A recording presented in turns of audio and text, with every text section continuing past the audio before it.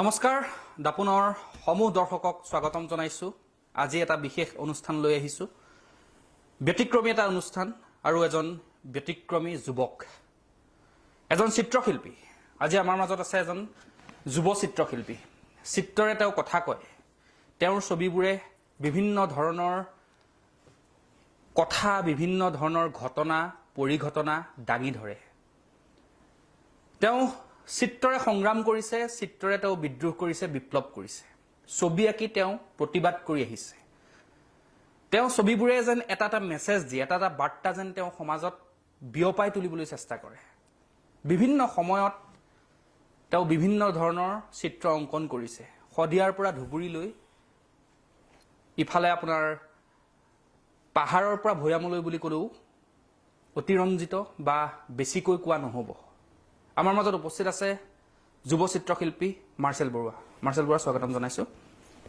Marshal বৰুৱাক চিত্ৰৰ সৈতে যিসকল ব্যক্তি বা সামাজিক মাধ্যমত যিসকল ব্যক্তি সক্ৰিয় যিসকলে জানে নতুনকৈ চিনাকি কৰি দিয়াৰ প্ৰয়োজন নাই হলেও পুনৰবাৰ কৈছো মাৰ্চেল বৰুৱাই বিভিন্ন সময়ত চিত্ৰৰে প্ৰতিবাদ কৰি জনপ্ৰিয়তা অৰ্জন কৰিছে তেওঁ ছবি আঁকি প্ৰতিবাদ কৰিছে সমাজৰ যিসমূহ বেয়া দিশ যিসমূহ নহবলগীয়া হৈ আছে যিসমূহ ভুল চৰকাৰৰ যিখিনি ত্ৰুটি সেইসমূহ তেওঁ দাঙি ধৰিছে জনগণৰ যিসমূহ বিৰোধী কাৰ্যকলাপ চৰকাৰে গ্ৰহণ কৰিছে জীৱকুলৰ বিপৰীতে যোৱা যিসমূহ কাৰ্যকলাপ চৰকাৰখনে গ্ৰহণ কৰিছে তাক লৈ তেওঁ সৰব হৈছে তেওঁ কোনো ৰাজপথত নামি পেলাই আন্দোলন নকৰে তেওঁ টকশ্বত তেওঁ আন্দোলন নকৰে তেওঁ ডাঙৰ ডাঙৰ কথা নকয় তেওঁৰ হাতত মাত্ৰ এডাল ব্ৰাছ কেইটামান ৰঙৰ টেমা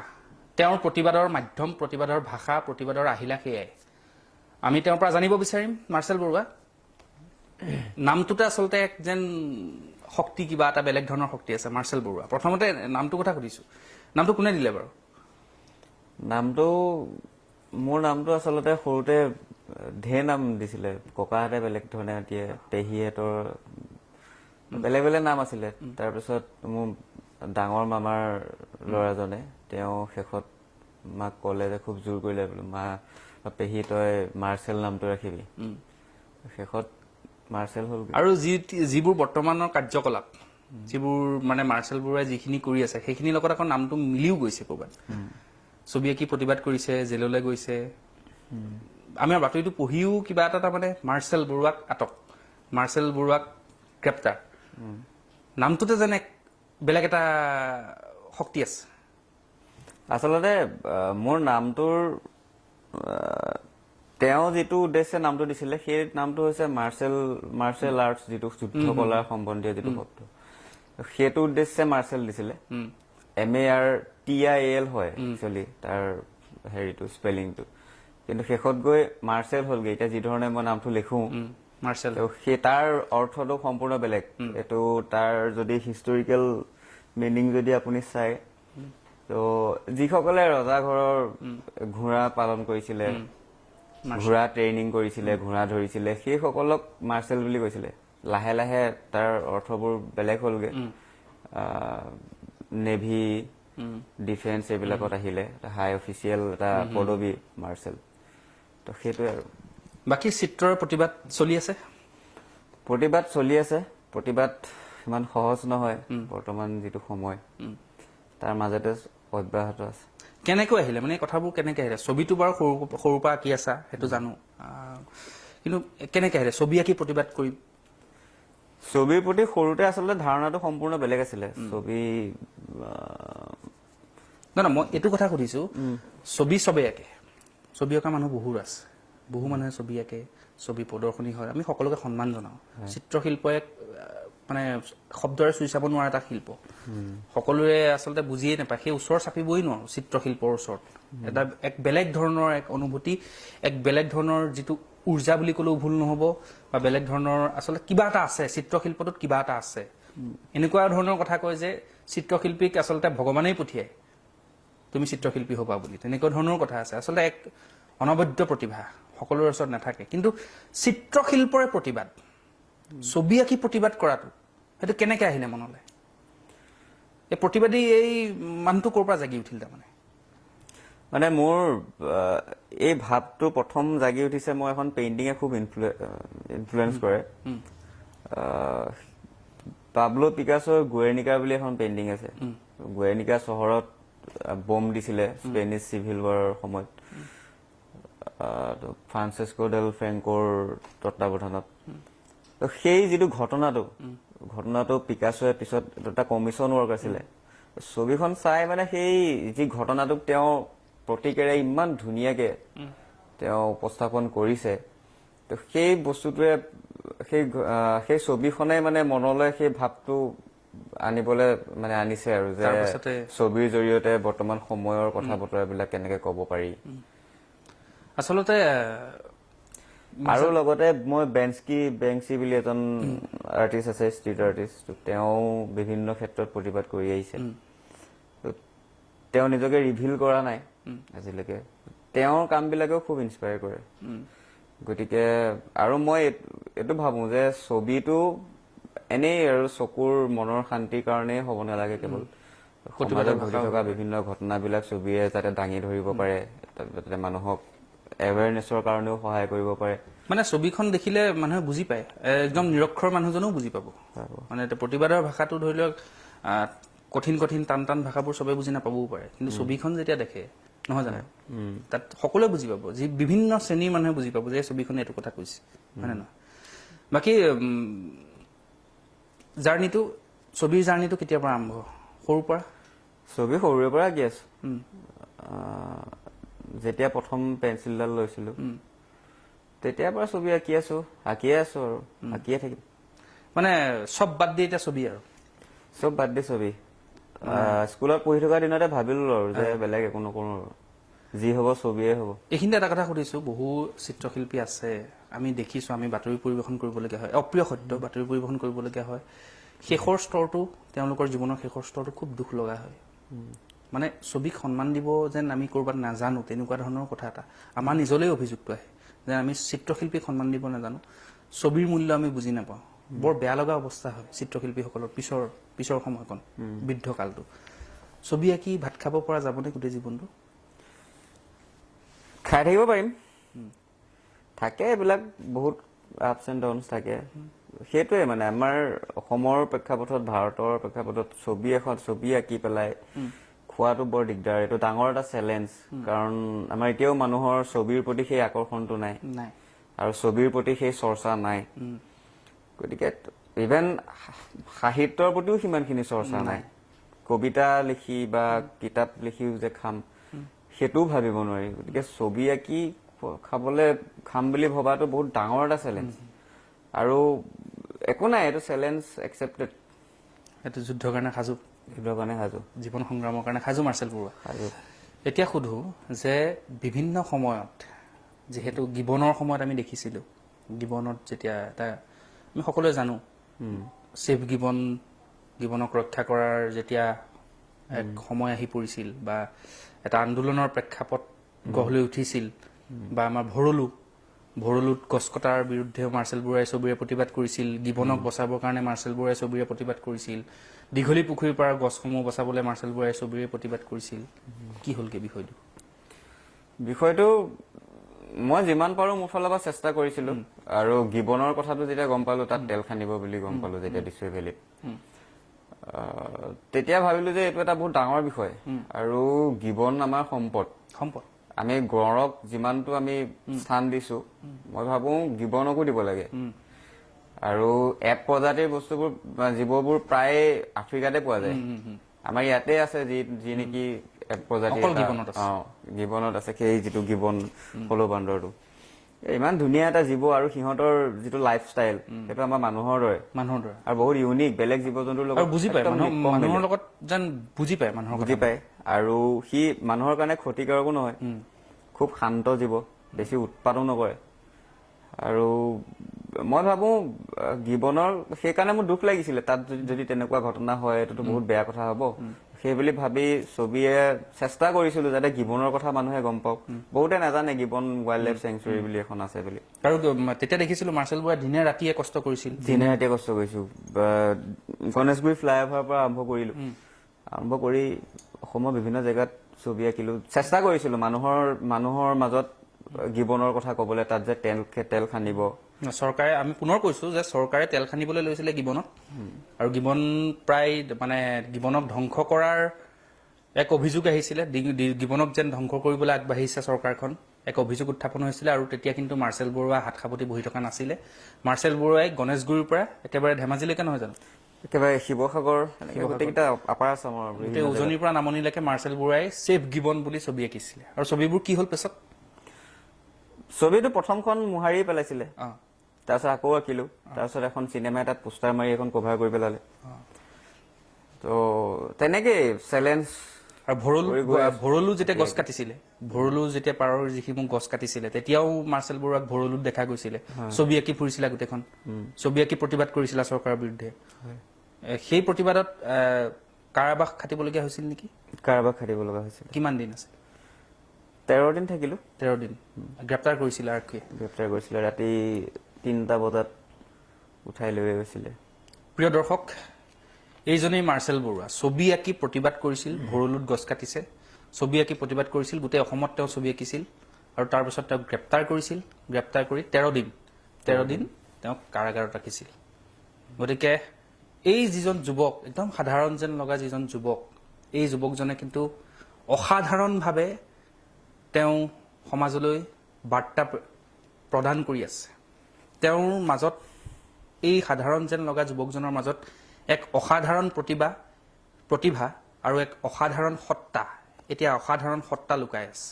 সেইবাবে আজি আমি দাপোনৰ ষ্টুডিঅ'লৈ তেওঁক আজি আমি আমন্ত্ৰণ জনাই আনিছোঁ। ভৰলু, গিবন আৰু দীঘলী পুখুৰীৰ পাৰৰ প্ৰতিবাদটো?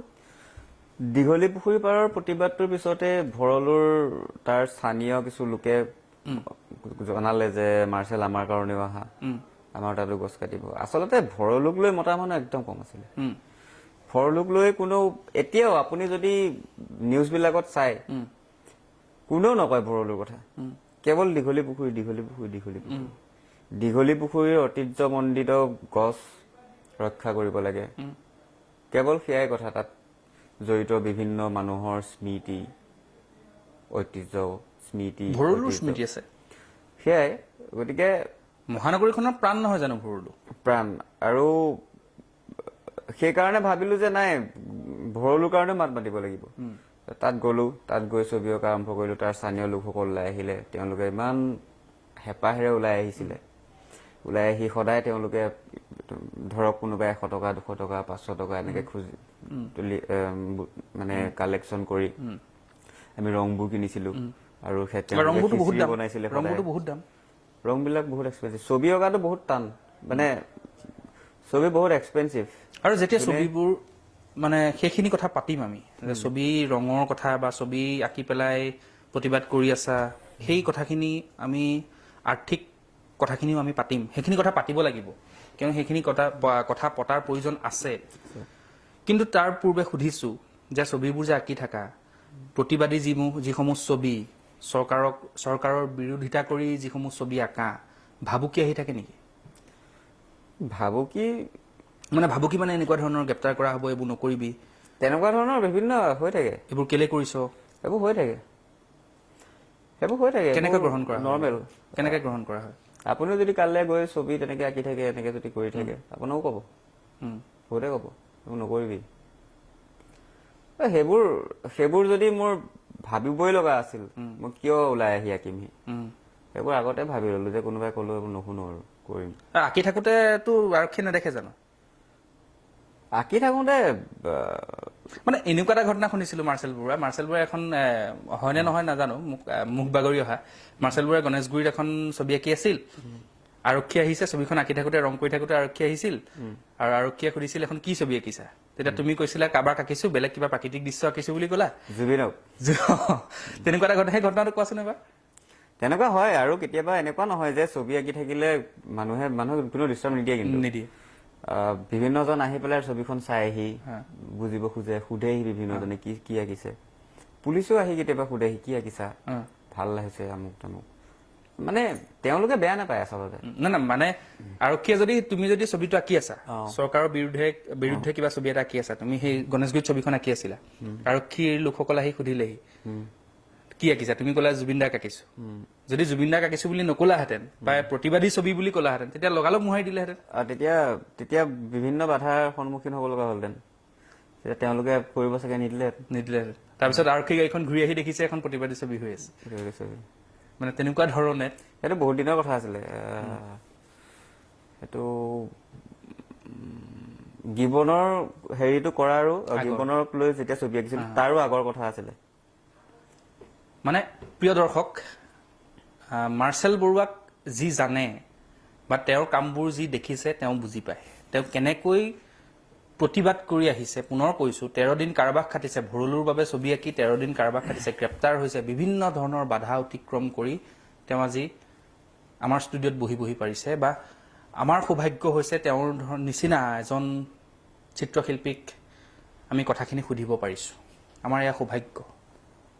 তেওঁক আমি ইমান ব্যস্ততাৰ মাজতে আমি লগ পাইছোঁ, এয়া আমাৰ সৌভাগ্য। পুনৰ কৈছোঁ, ছবি আঁকা, বিভিন্ন ধৰণৰ ছবিবোৰ আঁকি থকা, বিভিন্ন ঠাইলৈ যোৱা। এতিয়া ধৰি লোৱা তুমি যদি ধেমাজিত গৈছা, ধেমাজিত এখন ছবি আঁকিছা, কাইলৈ মহানগৰীলৈ আহিছা, বাছত উঠি মহানগৰী গণেশগুৰিত এখন ছবি আঁকিছা, আকৌ গণেশগুৰিৰ পৰা যোৰহাট, যোৰহাটৰ পৰা আকৌ গহপুৰ, গোটেই অসমখন ঘূৰি আছা। ৰং ব্ৰাছৰ দাম বহুত। কেনেকৈ এইবোৰ মানে সম্ভৱ হৈছে, তাৰ সমান্তৰালভাৱে নিজে চলিব লাগিব, ঘৰখন চলাব লাগে, সেই কথাখিনি আমি পাতিব লাগিব। তাৰমানে যদি তুমি আজি গুৱাহাটী মহানগৰীৰ পৰা তুমি ধেমাজিলৈ যোৱা ছবি এখন আঁকিম বুলি, নাইকৈ তোমাৰ 2000 টকা এটা খৰচ, আৰু ছবিৰ ৰঙৰ খৰচটো এক্সট্ৰা ধৰিছোৱেই, সেয়া বাদেই দিছো। ছবিখন আঁকো বুলিলে তোমাৰ 5000 মান টকা খৰচ হৈ যায়। কেনেকৈ সম্ভৱ হৈছে? তাৰ মাজত তুমি ঘৰলৈ পইচা পঠাব লাগে।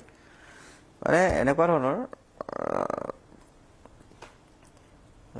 প্ৰতিবাদী ছবিবোৰ যেতিয়া আঁকো, প্ৰতিবাদী ছবিবোৰ আঁকোতে বিভিন্নজনে সহায় কৰে। গিবনৰখন যেতিয়া আঁকিছিলো তেতিয়াতো নিজৰ পকেটৰ পইচা খৰচ কৰিয়ে আৰম্ভ কৰিছিলো, আৰু বিভিন্ন হেৰিয়ত মই নিজেও পইচা খৰচ কৰো, নিজৰ কাম কৰা পইচাৰ পৰা ধৰি বেলেগ কমিশ্যন ৱৰ্ক বিলাকৰ। আৰু বিভিন্নজনে দিয়ে, লগৰবিলাকক কওঁ, এনেকুৱা ফোন কৰোঁ যে এনেকুৱা এটা কাম কৰোঁ, দে পইচা অলপ দে।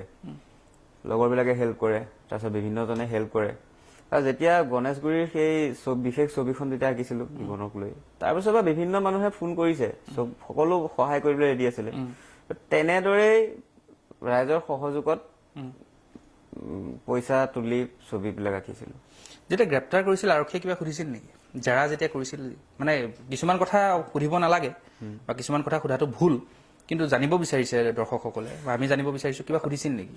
তেওঁলোকে এইটো সুধিছে যে কিক বুলি কিয় লিখিলি, মিত্ৰ কি হিমন্তক মানে CM-ক মাৰিব খুজিছ নেকি, তেনেকুৱা ধৰণৰ প্ৰশ্ন কৰিছে। সেইটোতো সকলোৱে জানে তেনেকুৱা একো নহয় বুলি, আৰু তেওঁলোকৰ উপায় নাই, তেওঁলোকে ডিউটি কৰিছে, তেওঁলোকে তেওঁলোকৰ ডিউটি কৰিছে, মই মোৰ নিজৰ কাম কৰিছো, মই মোৰ কাম কৰি যাম, হয় নে নহয়? এতিয়া সমান্তৰালকৈ আৰু এটা কথা সুধিব লাগিব, যিহেতু চৰকাৰৰ বিৰোধিতা কৰি বা বিভিন্ন চৰকাৰৰ বিৰোধিতা বুলি ক'লে ভুল হ'ব, মাৰ্চেল বৰুৱাই চৰকাৰৰ বিৰোধিতা নকৰে, চৰকাৰৰ যিসমূহ ভুল নীতি সেই নীতিখিনিহে বিৰোধিতা কৰি আহিছে। গতিকে বিৰোধীৰ নেতা বা কোনো সংগঠনৰ নেতাসকলে যোগাযোগ বা তেনেকুৱা ধৰণৰ সহায় সাৰথি কৰিছে নেকি কেতিয়াবা? বিভিন্নজনে ফোন কৰিছে, খবৰ খাতি লৈছে, যেতিয়া ওলাইছিলো ভালে আছা নে, তেনেকুৱাই আৰু। কিন্তু তাৰ আগত কাৰো লগত একো যোগাযোগ তেনেকুৱা একো হোৱা নাই। মাৰ্চেল বৰুৱাক যদি সুধো, যিহেতু চিত্ৰশিল্পীসকলৰ এটা আদৰ্শ থাকে, তোমাৰ আদৰ্শ জাতীয়তাবাদী, মাৰ্চেল বৰুৱা জাতীয়তাবাদী নে মাৰ্চেল বৰুৱা ৰাষ্ট্ৰবাদী নে মাৰ্চেল বৰুৱা সাম্যবাদী? মই এটা প্ৰগতিশীল জাতীয়তাবাদত বিশ্বাস কৰোঁ, আৰু মই যিকোনো ক্ষেত্ৰতে এই এক্সট্ৰিমিজমটো মই ভাল নাপাওঁ। আৰু মই সাংঘাতিক ধৰণে পলিটিকেল আইডিঅলজিৰ কথা ক'বলৈ গ'লে মই ইমান বিশেষ তেনেকুৱা ধৰণৰ প্ৰতি মোৰ কোনো হেৰি নাই, কিন্তু মই সেই সমান্তৰালভাৱে মই সাম্যবাদতো মই বিশ্বাস কৰোঁ বহু ক্ষেত্ৰত, কিন্তু সেই বুলিয়েই বৰ বেছি মাৰ্কছ লেনিন তেওঁলোকৰ সকলো কথা মই মানি ল'ব নোখোজো। মই মোৰ ক্ষেত্ৰত যদি সাম্যবাদৰ কথা কয় তেতিয়া মই শংকৰদেৱৰ আদৰ্শৰ কথাহে ক'ম প্ৰথমে। গতিকে সেই দৃষ্টিভংগীৰে সেই ধৰণে ভাবো আৰু কথা বতৰাবিলাক। অত্যন্ত জাতীয়তাবাদী। জাতীয়তা অত্যন্ত নহয়, জাতিটোক ভাল পাওঁ। প্ৰথম কথা জাতিটোক ভাল পামেই, আৰু মইতো বিচাৰো প্ৰত্যেকজন মানুহে নিজৰ জাতিক ভাল পাওক, নিজৰ ভাষাক ভাল পাওক। আৰু আমাৰ দেশখনেই তেনেকুৱা, বিভিন্ন ভাষা জাতি জনগোষ্ঠীয়ে ভৰপূৰ এখন ডাইভাৰ্ছ কাণ্ট্ৰি। আৰু এই ডাইভাৰ্চিটি জীয়াই থাকিবৰ কাৰণে নিজেই সকলোৱে নিজৰ জাতিটোক ভাল পাবই লাগিব, নিজৰ ভাষাক ভাল পাবই লাগিব। তাৰ অৰ্থ এইটো নহয় যে আনক বেয়া পাম, সেইটোত মই বিশ্বাস নকৰো, আনক বেয়া পোৱাটো। সেই ধৰণৰ উগ্ৰ হলে নহব। এতিয়া বৰ্তমান সাম্প্ৰতিক সময়ৰ কোনজন নেতাক ভাল লাগে? মানে মই যুৱক মাৰ্চেল বৰুৱাক সোধা নাই, এজন চিত্ৰশিল্পী এজন হিচাপে, বা যি সমাজৰ যিসমূহ ঘটনা পৰিঘটনা এইসমূহ তুমি সদায় বিশ্লেষণ কৰি আছা, বা এইসমূহৰ তুমি হাত সাৱটি বহি থকা নাই, মনে মনে থকা নাই, তুমি মাত মাতি আহিছা। গতিকে আজিৰ তাৰিখত যদি সোধো, এই চিত্ৰশিল্পীজনে কাক বেছি মানে ভাল পায় মানে এইটো নহয় যে একেবাৰে অন্ধভক্ত, কিন্তু কাৰ কামবোৰ ভাল লাগিছে, শাসক হওক বা বিৰোধী হওক, কোনজন নেতা? মই তেনেকে যদি কয় এজন নেতা বুলি কলে, মই অখিল গগৈক বেছি এডমায়াৰ কৰো। কিয়? তেখেতে এটা নতুন আদৰ্শ স্থাপন কৰিছে, যিটো কলো প্ৰগতিশীল জাতীয়তাবাদ। সেই প্ৰগতিশীল জাতীয়তাবাদৰ চিন্তা চেতনাটো তেওঁ অসমত জন্ম দিছে, আৰু তেওঁ যিটো আদৰ্শ, মই সেইখিনি বিষয়ে মই পঢ়িছো, ত সেইখিনিয়ে মোক সাংঘাতিক ধৰণে আকৃষ্ট কৰে। তেওঁ সাধাৰণ খাটি খোৱা মানুহৰ কথা কয়, এটা এলিট মিডল ক্লাছ মানুহখিনিৰ মাজত সেই সীমাবদ্ধ হৈ নাথাকে। তেওঁৰ জাতীয়তাবাদটো সকলোকে সামৰি, বিভিন্ন জাতি জনগোষ্ঠী অসমৰ সকলোকে সামৰি একদম ক্লাছলেছ বা কাষ্টলেছ এটা ছচাইটিৰ কথা তেওঁ কয়। সেই জাতীয়তাবাদটোহে মই আচলতে প্ৰগতিশীল জাতীয়তাবাদ বুলি ভাবো, আৰু মই সেইখিনি বস্তুৱে মোক আকৰ্ষণ কৰে। সেইকাৰণে লগত কেনেকুৱা সম্পৰ্ক? বেয়া নহয়, ভালেই, সকলোৰে লগতে ভাল। মোৰ বিজেপি মানুহো বহুত আছে ভাল, তাৰ মানে সেইটো নহয় যে মই বিজেপি। বাকী আমি কথাসমূহ পাতি আছো, আৰু বিভিন্ন ধৰণৰ কথা জানিবলগীয়া থাকে, আৰু সময় আমাৰ কম, আমি কম সময়তে কথাখিনি চুই চাব লাগিব। সমান্তৰালকে এটা কথা সুধিও, জালুকবাৰী আৰু মাৰ্চেল বৰুৱা। মাৰ্চেল বৰুৱাৰ জীৱনত জালুকবাৰীৰ অত্যন্ত প্ৰভাৱ আছে বুলি জানো, যিহেতু জালুকবাৰীৰ কৃষ্ণচূড়া নগৰীৰ এজন সদস্য আছিলা, আৰু বৰ্তমানেও সদস্য। গতিকে জালুকবাৰীয়ে কেনেকে ধৰণে প্ৰভাৱ পেলাইছে? জালুকবাৰীখনে ভবাই নাছিলো জীৱনত ইমানবোৰ অভিজ্ঞতা দি দিব বুলি। মই জালুকবাৰী আগত দিল্লীত আছিলো, তাৰ পৰা আহি হঠাৎ কেনেকে আহি জালুকবাৰী সোমালো মই নিজে গম নাপালো। কোন ডিপাৰ্টমেণ্ট আছিলে? মাছ কমৰ আছিলো, আৰু ডিপাৰ্টমেণ্টে মানে সেই কেম্পাছটোৱে জীৱনৰ আটাইতকৈ ধুনীয়া অনুভৱ বিলাক দিছে। বহুত কথা শিকিছো, ৰাজনৈতিক কথা বতৰাবিলাক গম পাইছো। তাৰ আগলৈকে এইবোৰ কথা কেতিয়াও গম পোৱা নাছিলো। মানুহ যে ৰাজনৈতিকভাৱে সচেতন হব লাগে, সামাজিক সচেতনতা, এই ধৰণৰ কথা বতৰাবিলাক মই কেতিয়াও আগতে ভবা নাছিলো। কেৱল ছবিৰ মাজতে সোমাই আছিলো, আৰু ধুনীয়াকে ছবি আঁকিব লাগে, এই ধৰণৰ কথাবোৰে ভাবি আছিলো, ছবি কেনেকে শিকিম। তো জালুকবাৰীখনে বিভিন্ন বস্তু দিলে, বিভিন্ন ক্ষেত্ৰত, প্ৰেম, ভালপোৱা, ৰাজনীতি, প্ৰেমৰ বিষয়ে অলপ, সমাজ, প্ৰেমৰ বিষয়ে অলপ জানিব পাৰিলে ভাল লাগিলে। প্ৰেমটো আৰু প্ৰেম মানে আচলতে মই এনেকে ক'ব খোজো, প্ৰেম মানে এটা ধুনীয়া মন আচলতে। এতিয়া কোনোবা আছে যদি তেওঁ ভুল নুবুজে, খোলা খুলিকে কৈ দিয়াটো ভাল। নাই জালুকবাৰীৰ কথা যদি ক'ব যাওঁ, নাই এতিয়া যদি কোনোবা বৰ্তমান প্ৰেয়সী আছে, তেওঁ ভুল নুবুজে, আমি ইয়াৰ পৰা অনুৰোধ জনাইছো, ভুল যাতে নুবুজে। কিন্তু কৈ দিয়াটো জালুকবাৰীৰ প্ৰেমৰ কথা যদি ক'ব যাওঁ, জালুকবাৰীৰ প্ৰেমটো বৰ ধুনীয়া এটা স্মৃতি আছিলে। এতিয়াও তালৈ যদি যাওঁ, লগৰ বিলাকক যেতিয়া লগ পাওঁ, তেতিয়া আমাৰ সেই কথা বতৰাবিলাক আলোচনা হয়। লংকেশ্বৰ যেতিয়া যাওঁ, খোজকাঢ়ি লংকেশ্বৰ গৈছিলো, আৰু বিভিন্ন জেগাত বহিছিলো, ধুনীয়া ধুনীয়া আছে অনুভৱ।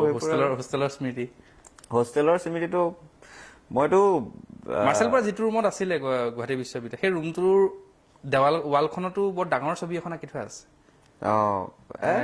কাক আঁকি থোৱা আছে? খুব সম্ভৱ কাৰ্ল মাৰ্ক্স আছিল নেকি? চে গুয়েভাৰ চে গুয়েভাৰৰ ছবি গুয়েভাৰে মোক সাংঘাতিক ধৰণে ইনফ্লুৱেঞ্চ কৰে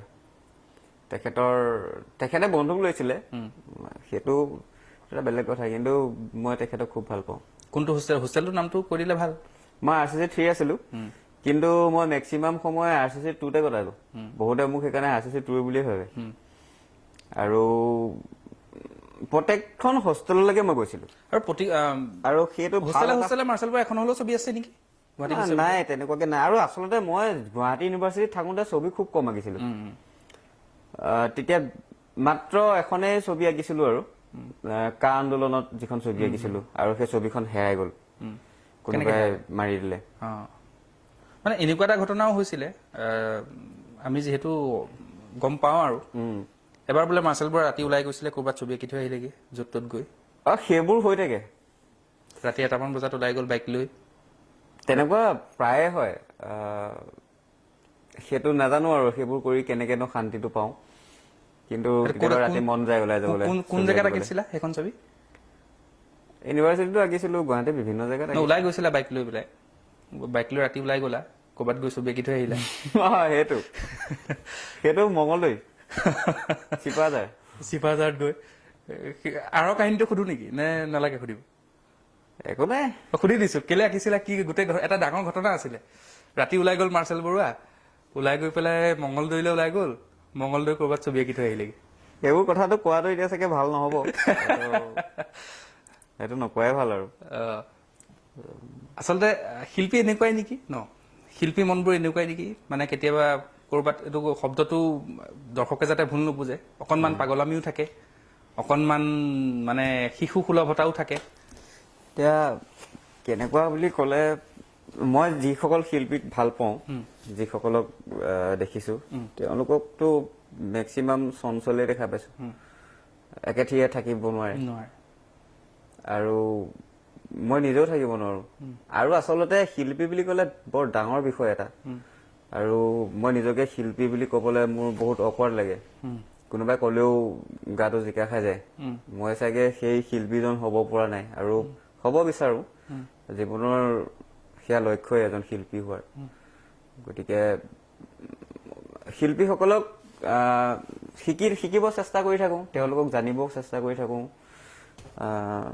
বিভিন্ন মানুহ যেতিয়া লগ পাওঁ তেনেকে আয়ত্ব কৰিব খোজো আৰু মানে এতিয়া যদি কোনোবা এজন আমি কি হয় আমাৰ এটা গৰম বন্ধ ছিজন চলি আছে এতিয়া ল'ৰা ছোৱালীবোৰে খুব ছবি আঁকিছে ছবি কৰ্মশালা হৈছে ভাল কথা এইটো ছবি কৰ্মশালা হৈছে আৰু ছবিৰ প্ৰতিযোগিতা হ'ব আৰু আমাৰ অসমৰ অনুষ্ঠানবোৰত এটা অনুষ্ঠান থাকেই চিত্ৰাংকন প্ৰতিযোগিতা মানে ক'ৰবাত নহয় ক'ৰবাত আমি ছবিক সৰু অৱস্থাত ছবিটো আমাৰ লগত থাকে কিন্তু কি হয় সময় যেতিয়া ক্লাছ 8 মান পালোগৈ 9-10 পালোগৈ তাৰপিছত যেন ছবি হেৰাই যায় আৰু কোনোবাই যদি ভাল ছবি আঁকিছিলেও সিমানতে শেষ গতিকে আজি যদি কোনোবাই হাতত ব্ৰাছডাল তুলি লৈছে 3 বছৰীয়া এটি শিশুৱে যদি হাতত ব্ৰাছডাল তুলি লৈছে সেই অভিভাৱকসকলক উদ্দেশ্যে তুমি কি ক'বা মানে ছবি আমি পুনৰ কৈছো যে ছবি আমি সকলোৱে আঁকিছিলো আমাৰ এটা ছবি পিৰিয়ড আছিল আমি ছবিৰ পৰীক্ষা দিছিলো আমাৰ ছবি কম্পিটিশ্যন হয়েই চিত্ৰাংকন প্ৰতিযোগিতা চবতে হয় এতিয়া গৰম বন্ধ চাৰিওফালে ছবিয়ে ছবি কিন্তু ক'ৰবাত নহয় ক'ৰবাত যেন ছবিয়ে নিজৰ যি মৰ্যাদা সেই মৰ্যাদাটো নাপায়গৈ বা ছবি আঁকি যেন একোডাল নহ'ব তেনেকুৱা ধৰণৰ কথাও আহে গতিকে আজি যিসমূহ যিসকল শিশুৱে হাতত ব্ৰাছডাল তুলি লৈছেহে মাথো সেই শিশুসকলৰ অভিভাৱকসকলক উদ্দেশ্যে কি ক'বা মই অভিভাৱকসকলক অকল সেই উদ্দেশ্যে বুলিয়ে নহয় আজিলৈকে যিমানবোৰ দেখিছো মানে মাক বাপেকবোৰ কিয় ইমান ষ্ট্ৰিক্ট হয় মই বুজি নাপাওঁ ল'ৰা ছোৱালীবিলাকৰ ক্ষেত্ৰত মানে এনি টাইম পঢ়ি থাকিব লাগিব ঘৰত সোমাই থাকিব লাগিব সিহঁতৰ মতে মানে মাক দেউতাকে যি বিচাৰে পোৱালি ল'ৰা ছোৱালীয়ে সেইটোৱে কৰিব লাগিব ইমান ষ্ট্ৰিক্টলি ৰাখিব নালাগে ল'ৰা ছোৱালীবিলাকক এৰি দিব লাগে নিজৰ মতে কৰিবলৈ সেইটোৱে বিচাৰো আৰু বেছি ষ্ট্ৰিক্টলি ৰখা ল'ৰা ছোৱালীবোৰ মই একো ভাল দেখা পোৱা নাই আজিলৈকে মানে ছবিয়ে নিজৰ যিটো প্ৰাপ্য মৰ্যাদা সেই মৰ্যাদাটো কেনেকৈ পাবগৈ সদায়তো এনেকে থাকিব নোৱাৰে আচলতে এনেকুৱা আমাৰ মানে কালচাৰটোতে সেই বস্তুটো নাই আমি ছবিৰ কথা বিশেষ নাভাবিলো যদি আমি আগৰ কথা চাওঁ শংকৰদেৱৰ সময়ত আপুনি ভাবি চাওক শংকৰদেৱে সেই 1500 শতিকাত ছবিৰ জৰিয়তে ছবি এটা মাধ্যম হিচাপে লৈ তেওঁলোকে সপ্ত বৈকুণ্ঠ আঁকি মানুহক দেখাইছিলে মানুহক এটা আভাস দিছিলে যে সপ্ত বৈকুণ্ঠ এনেকুৱা হ'ব পাৰে আৰু তেওঁ নিজা এটা আৰ্ট ফৰ্ম ক্ৰিয়েট কৰিছিলে শংকৰদেৱে নিজা এটা আৰ্ট ফৰ্ম শংকৰদেৱৰ আৰ্ট ফৰ্মবোৰ আপুনি চাবচোন ছবিবোৰ গতিকে তেওঁ ইমান ধুনীয়া এটা ধাৰা তেওঁ সৃষ্টি কৰি দিছিলে ছবিৰ কিন্তু আমাৰ কাৰণে ইমানে দুৰ্ভাগ্যৰ কথা যে সেই 1500 শতিকাৰ পৰা বিষ্ণু প্ৰসাদ ৰাভাৰ সময়লৈকে আমি এজন ভাল চিত্ৰশিল্পী নাপালো আমাৰ আপুনি যদি মোক এতিয়া সোধে আমি নাজানো আমি জানো যদিও নাই মানে খুব কম আৰু সিমান ডাঙৰ এটা গেপ থাকি গ'ল গতিকে আমি কিছু ক্ষেত্ৰত সেই ফালৰ পৰা যদি চাওঁ তেতিয়া আমি আমাৰ আছিলে ছবি অঁকা মানুহ এই ধাৰাটো দেখাই দিয়া মানুহ কিন্তু আমি ল'ব নোৱাৰিলো আৰু তাৰ কাৰণে কাম কৰিব লাগিব মই ভাবো নতুন নতুন এতিয়া সময় এতিয়া সম্পূৰ্ণ বেলেগ আৰু ছবিৰ আজিকালি প্ৰায়ে মানুহে ছবিটো অলপ মানুহৰ মাজলৈ গৈছে এতিয়া ছবিক লৈ পেলাই যদি আৰু কাম কৰে ছবিটো কেনেকে ডেভেলপ কৰে ফৰ্ম বিভিন্ন দিশ আছে ছবিৰ তো সেই বস্তুবোৰক লৈ যদি ল'ৰা ছোৱালীবিলাকে গুৰুত্ব দি কাম কৰে মানে এনেকুৱা হ'ল নেকি আমি বাহিৰৰ যিসমূহ চিত্ৰশিল্পী তেওঁলোকক আমি হয়তো চিনি পালো কিন্তু আমাৰ অসমৰ মানে তেতিয়াৰ পৰা এতিয়ালৈকে এজন বিখ্যাত চিত্ৰশিল্পী শ্ৰীমন্ত শংকৰদেৱ তেওঁক আমি চিনি নাপালো আমি শ্ৰীমন্ত শংকৰদেৱক কেৱল মাত্ৰ এজন ধৰ্মগুৰু ধৰ্ম প্ৰচাৰক হিচাপেই থৈ দিলো তেওঁ যে এজন চিত্ৰশিল্পী সমগ্ৰ বিশ্ব বন্দিত এজন চিত্ৰশিল্পী হ'ব পাৰিলেহেঁতেন তেওঁক বিশ্বৰ দৰবাৰত আমি লৈ যাব পাৰিলোহেঁতেন কিন্তু আমি নোৱাৰিলো নেকি মানে আমি তেওঁক চিনি নাপালো আৰু তেওঁ আটাইতকৈ ডাঙৰ কথা যেতিয়া নৰনাৰায়ণে বিচাৰিছিলে ৰাসলীলাখন চাবলৈ তেতিয়া বৃন্দাবনী বস্ত্ৰত তেওঁ তাঁতিকুছিত গৈ গৈ তাঁতৰ কি বুলি কয় তেনেকে তেওঁ সেই বৃন্দাবনী বস্ত্ৰত তেওঁ আঁকি দেখাইছিলে সেই বৃন্দাবনী বস্ত্ৰখনতো আমাৰ লগত এতিয়া নায়েই এটুকুৰা ফ্ৰান্সত আছে এটুকুৰা চাগে লণ্ডনত আছে নেকি মানে সেই কথাটোকে কৈছো আমি আজি আমি চিত্ৰশিল্পী বুলি ক'লে কি কওঁ পিকাচোৰ নামটো আমি মুখত পটককে আনো বা বিভিন্ন ধৰণৰ চিত্ৰশিল্পীসকলৰ নাম আমি মুখত আনো কিন্তু আমাৰ যে এজন নিজৰ ঘৰতেই যে এজন বিখ্যাত চিত্ৰশিল্পী আছে যাৰ সত্তাটোক কোনো চুই চাব নোৱাৰে সেই শিল্পীজনক আমি ক'ৰবাত যেন আবদ্ধ কৰি ক'ৰবাত যেন আমি হেঁচি ঠেলি থৈ দিলো সেয়া হয় আৰু কি কম শংকৰদেৱ যদি নহ'লেহেঁতেন তো আমি এই সাংস্কৃতিক সাহিত্য এই কলা এই দিশবোৰ নোৱাৰিলোহেঁতেন মানে শ্ৰীমন্ত শংকৰদেৱ এজন নাট্যশিল্পী আছিল এজন চিত্ৰশিল্পী আছিল এজন বিশিষ্ট অভিনেতা আছিল বলিষ্ঠ অভিনেতা অভিনয় তেওঁৰ যি কলা এক বিশেষ কলা সেই কলাটো কাৰো লগত নিমিলে কিন্তু বিশ্ব কোনো আচলতে মই নাটকৰ ছাত্ৰ নহয় কিন্তু মই এজন দৰ্শক হিচাপে কৈছো শংকৰদেৱৰ যিটো ধাৰা সেই ধাৰাটো কিন্তু আনৰ লগত নিমিলে আৰু সেই ধাৰাটো যদি আমি বিশ্ব দৰবাৰলৈ লৈ যাব পাৰিলোহেঁতেন তেনেহ'লে আমাৰ অসমে এক বেলেগ ধৰণে স্বীকৃতি পালেহেঁতেন কিন্তু আমি নোৱাৰিলো আমি বিফল গতিকে পুনৰ সুধিছো চিত্ৰই কেনেকে মৰ্যাদা পাব আমাক কি কৰিব লাগিব বিজ্ঞানসন্মত তাৰ কিবা আছে নেকি যে আজিৰ পৰা 10 বছৰৰ পিছত অসমৰ ছবিয়ে অসমৰ চিত্ৰশিল্পীয়ে এক মৰ্যাদা পাব অসমত ছবিয়ে এক সুকীয়া স্থান দখল কৰিব আচলতে মই এই কথাষাৰ মই এনেকে ক'ব লাগিব অকণমান দীঘলীয়া হৈ যাব হা আপুনি যদি ভালকে চাই চিত্ৰৰ মৰ্যাদাৰ কথা যদি আমি ক'বলৈ যাওঁ আমি ইউৰোপলৈ গুচি যাব লাগিব ৰিনেছা সময়ৰ পৰা আমি আহিবগৈ লাগিব তো ৰিনেছা টাইমত ভিঞ্চিঘাটে মাইকেল এঞ্জেলো ৰাফেল সেই সময়ছোৱাত তেওঁলোকে সাংঘাতিক চৰ্চা কৰিছিলে ছবিৰ ওপৰত আৰু ছবিবোৰ তেওঁলোকৰ নিজৰ সমাজক লৈ পেলাই বাইবেলক লৈ বিভিন্ন দিশসমূহক লৈ পেলাই তেওঁলোকে ছবিবোৰ আঁকিছিলে আৰু সেই ছবিবোৰ এতিয়া যদি আমি চাওঁ তেতিয়া আমি সেই সময়ৰ কিছু আভাস আমি পাওঁ তেতিয়া সেই সময়ত কেনেকে কাপোৰ পিন্ধিছিলে ঘৰবোৰ কেনেকুৱা আছিলে ছবিবোৰ থাকি গ'ল গতিকে আৰু তেনেকে ক্ৰমান্বয়ে আপোনাৰ যেতিয়া মডাৰ্ণ টাইমত আহিলে মডাৰ্ণ টাইমত সম্পূৰ্ণ সামাজিক হৈ পৰিলে ছবিবোৰ আৰু তেওঁলোকে সেইটো এটা সাংঘাতিক এটা মুভমেণ্ট আছিলে যেতিয়া আৰ্ট ফৰ্ম বিলাক তেওঁলোকে ব্ৰেক কৰিছিলে ট্ৰেডিশ্যনেল যিটো আৰ্ট ফৰ্ম এনেকে আমি কিয় আঁকিম আমি নতুন ধৰণে আঁকিম আৰু তেতিয়া সেই সময়তে আকৌ সমাজত ঘটি থকা ঘটনাবিলাকক লৈ পেলাই ছবি আঁকিবলৈ ললে সম্পূৰ্ণ নতুন ধৰণে সেই ধৰণে আহি আছে গতিকে মই ভাবো চৰ্চা লাগিব আৰু আমাৰ ইয়াত চৰ্চা নাই ছবিক লৈ মানুহে ছবিৰ ফৰ্মৰ কথা বুজি নাপায় বহুত সময় লাগিব ছবিৰ মানুহৰ মাজলৈ নিবৰ কাৰণে বা ছবিৰ কথা বুজাবৰ কাৰণে কৰবাত আমি বিফল হৈছো আমাৰতো ছবিক লৈ পেলাই বিভিন্ন কমিটি বিভিন্ন কিবা কিবি এতিয়া ছবি বুলি ক'লে আমি কেৱল এইটোৱে বুজি পাওঁ যে ধুনীয়াকে এখন কিবা আঁকিব লাগে সেইটোৱে বুজি পাওঁ মানে এনেকুৱাও হয় আমি চিত্ৰৰ বিষয়ে নাজানো এখন ছবি দেখিছিলো এখন বগা ছবিখন অকল বগা তাৰ মাজত কিবা ৰঙা দাগ এটা আছে সেই ছবিখনে কিন্তু যিসকলে চিত্ৰক জানে তেওঁলোকে কৈছে যে ইয়াত এটা ডাঙৰ অৰ্থ আছে একো নাই কিন্তু ছবিখনত মানে ছবি বস্তুবোৰ তেনেকুৱাও হ'ব পাৰে নহয় জানো আচলতে তেনেকুৱা ধৰণৰ কেইজনমান আৰ্টিষ্ট আছিলে মই বুজি পাইছো আপুনি ৱাচিলি কেণ্ডিনস্কি বুলি এজন আছিলে তাৰপিছত আপোনাৰ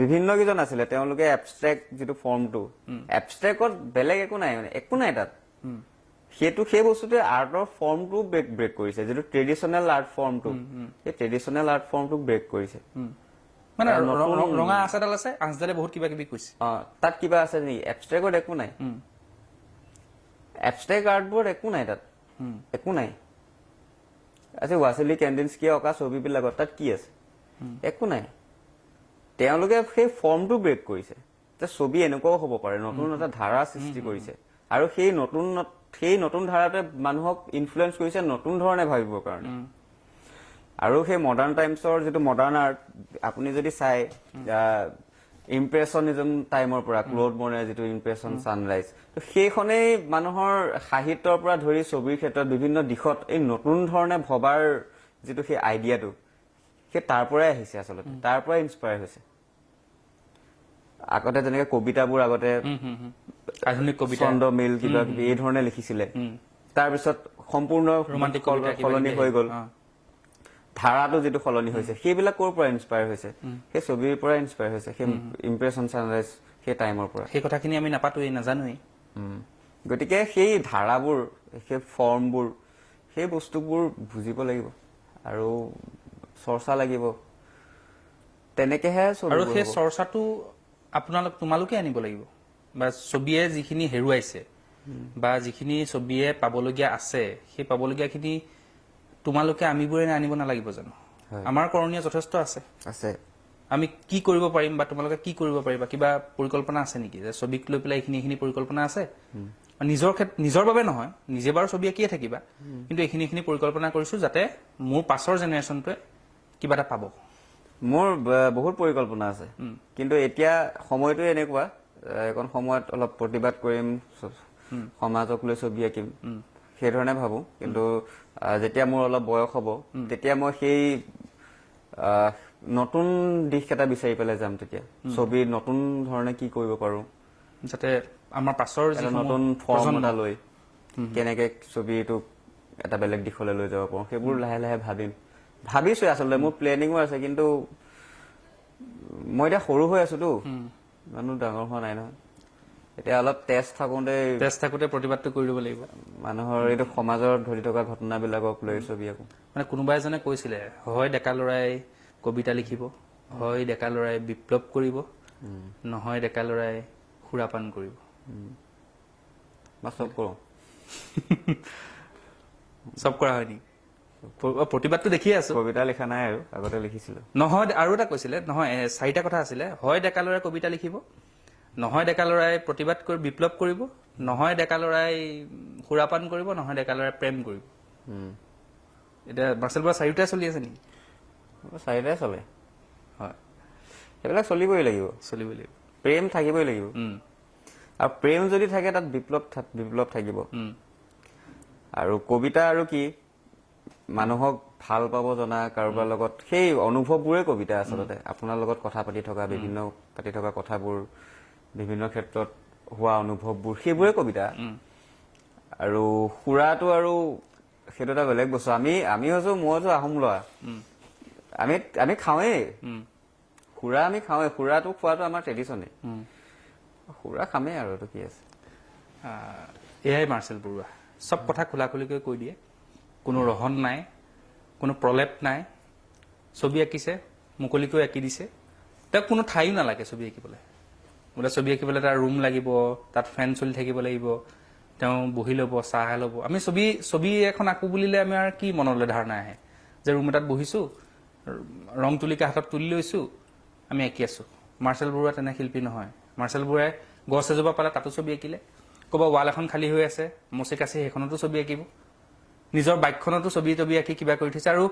আৰু এটা বিশেষ মানে কৈ দিছোঁ আৰু সুধি দিছোঁ তোমাক দেখিলেই যেন চিত্ৰশিল্পী লাগে। গোটেই চাৰ্টে তাৰ্টে গোটেই ৰং চং লাগিয়ে থাকে অনবৰতে। দেখিলেই যেন মানুহে গম পাব, অচিনাকি মানুহ এজনে যেন দেখিলে গম পাব এই ল'ৰাটো কিবা ক'ৰবাত ৰং চং কৰি আহিছে। মানে চাৰ্টৰ পৰা পেনলৈকে কেতিয়াবা চুলিয়ে তুলিয়ে ৰং চং লাগি থাকে। সেয়া নিজে লগাই লোৱা হয় নে সেয়া ছবি আঁকোতে লাগি যায় গম নোপোৱা হয়? আচলতে মই এই পেনটো বহুত ভালকে ৰাখিছিলো, তথাপিও পৰি গ'ল দুই এটা। তেনেকুৱা হয়, আঁকি থাকোতে মানে ৰংবোৰ চিটিকি যায়, ৰোলাৰডাল মাৰিলে চিটিকি যায়, চুলিত পৰে, চোলাত পৰে। আৰু বাৰে বাৰে আৰু ইমান চোলা কাপোৰ কিনি থাকিবলেতো নহয়, কিমান চোলা কাপোৰ কিনি থাকিম। তো এই চাৰ্টটো বাৰু ভালেই আছে, তথাপিও ক'ৰবাত অকণমান লাগি আছে। উপায় নাই, এইটো ৰংহে লাগি আছে আৰু ৰং লগাটোতো লেতেৰা। ৰঙেই জীৱন। ৰং লগাটো লেতেৰা। এটা কথা জানো, বৰ্তমান সাম্প্ৰতিক প্ৰেক্ষাপটক লৈ তোমাৰ বহুত ক্ষোভ আছে, মনৰ মাজত ক্ষোভ সোমাই আছে। কি ক্ষোভ আছে মানে কি বেয়া লাগিছে? মানে বেয়া লগা এইটো যে এনেকুৱা লাগে যেন আমাৰ অসমীয়া মানুহ থাকিবলৈ মাটি নাইকিয়া হ'বগে, আৰু চৰকাৰখন দেশখন কেইটামান মানুহৰ হাতত থাকি যাব। এটা সাংঘাতিক উচ্ছেদ ধৰণৰ দেখোন কৰি আছে। আৰু উচ্ছেদবোৰ এইবোৰতো বাহানাহে আৰু আচল কথাটোতো হেৰি কি কয় মিনাৰেলছ, এইটো কি আৰ্থ কিবা এটা পাইছে নহয়। গতিকে দুখ লাগে আৰু মানুহে এই কথাটো বুজা উচিত যে চৰকাৰ এখন যেতিয়া পুঁজিপতিৰ হাতত থাকিব কি অৱস্থা হ'ব পাৰে। আমি মানুহে লাহে লাহে বুজি গৈ আছে, বুজিবগৈ। আৰু এখন ডাঙৰ বিপ্লৱ হ'বগৈ গোটেই ভাৰতবৰ্ষত, সাংঘাতিক এখন ডাঙৰ বিপ্লৱ হ'ব। আৰু এখন বিপ্লৱ ৰাইজে কৰিব, সকলো শ্ৰেণীৰ মানুহে কৰিব, মিডল ক্লাছ, লোৱাৰ ক্লাছ সকলোৱে কৰিব, সকলোৱে মিলিজুলি এখন বিপ্লৱ কৰিব। আৰু আমি সময় শেষ হৈ আহিছে, আমি বিদায় ল'ব লাগিব। কিন্তু বিদায় লোৱাৰ পূৰ্বে পুনৰ সুধিছোঁ, মাৰ্চেল বৰুৱাই পৰিকল্পনাৰ কথা আমি সুধিলোঁ, ইয়াৰ পাছৰটো পদক্ষেপ কি ল'ব? মই ইমান ভাবি নাথাকো এইটো কৰিম সেইটো কৰিম বুলি, সময় আহি থাকিব, কৰি গৈ থাকো, এনেকে কৰি গৈ থাকো। এতিয়াতো মই নেক্সট এইটো ভাবিছো অলপ দিন ঘৰত থাকিম, অলপ কেনভাছৰ ছবি আঁকিম। সেই কেনভাছৰ ছবিৰ কথা সুধিছোঁ, কেনভাছৰ ছবিসমূহ বিক্ৰী কৰা হয় নেকি? বিক্ৰী বুলি নহয়, মই এতিয়া ছবি আঁকিমগে শংকৰদেৱৰ ওপৰত। মই এটা প্ৰজেক্ট এটা ষ্টাৰ্ট কৰিছিলো শংকৰদেৱৰ, তেওঁৰ গোটেই জীৱনক লৈ পেলাই ছবি। আৰু মই শংকৰদেৱৰ প্ৰত্যেকখন গুৰচৰিত পঢ়িলো, শংকৰদেৱক লৈ লিখা গোটেই চাৰিজাৰি। কিছুমানত দুই এটা কথা অলপ বেলেগ বেলেগকে থাকে, চাৰিজাৰি চাই সেই ধৰণে মই এখন ভালদৰে লিষ্ট এখন বনাইছো, সেইমতে ছবিবোৰ আঁকিম। তো তেনেকে ভাবিছো, চাওঁ কি হয়। যিসমূহ পৰিকল্পনা, যিসমূহ আশা, সেই আশাসমূহ পূৰ্ণ হওক, আমি তাৰে কামনা কৰিছোঁ। আৰু তোমাৰ মাজত লুকাই থকা যিটো সত্তা, যি প্ৰতিভা, এই প্ৰতিভা উজলি উঠক। আৰু যিসমূহ বিপ্লৱৰ যিসমূহ ভাষা, বিপ্লৱৰ ভাষা বুলি ক'লে ভুল হ'ব, বিপ্লৱৰ যিসমূহ ৰং, সেই ৰংবোৰ চৰকাৰখনে ৰজাঘৰীয়াই দেখক, বুজি পাওক আৰু প্ৰতিবাদবোৰ সফল হওক, তাৰে কামনা কৰিছোঁ। আমাৰ সময় শেষ হৈ আহিছে। পুনৰবাৰ কৈছোঁ যে চিনি পোৱাসকলে সকলোৱে চিনি পায়েই, যিসকলে চিনি নাপায় প্ৰিয় দৰ্শক, আমি পুনৰ কৈছোঁ যে মাৰ্চেল বৰুৱা শদিয়াৰ পৰা ধুবুৰীলৈকে ছবি আঁকি ফুৰা এটা ল'ৰা, এজন ছাত্ৰ। তেওঁ নিজকে ছবিৰ ছাত্ৰ বুলিয়েই কয়। গতিকে আমি কৈছোঁ যে নহয়, তেওঁ এজন ছাত্ৰ সমান্তৰালকৈ তেওঁ এজন শিল্পীৰ শাৰীলৈ তেওঁ নিজকে লৈ যাবলৈ সক্ষম হৈছে। আমি পালোঁ তেওঁক আজি, আমাৰ সৌভাগ্য। তেওঁক ধন্যবাদ জ্ঞাপন কৰিছোঁ। আৰু পুনৰ কৈছোঁ, চিত্ৰৰে প্ৰতিবাদ কৰি আছে, কাৰাবাস খাটিছে, এদিন নহয় এদিন মাৰ্চেল বৰুৱাৰ সপোন পূৰ্ণ হ'ব। যিখন সমাজ মাৰ্চেল বৰুৱাই ছবিৰ জৰিয়তে পাম বুলি ভাবিছে, সেই সমাজখন তেওঁ পাব, আমি পাম। ধন্যবাদ। প্ৰত্যেকগৰাকী দৰ্শকক পুনৰবাৰ ধন্যবাদ জ্ঞাপন কৰি মই দীপাংকৰে বিদায় লৈছোঁ।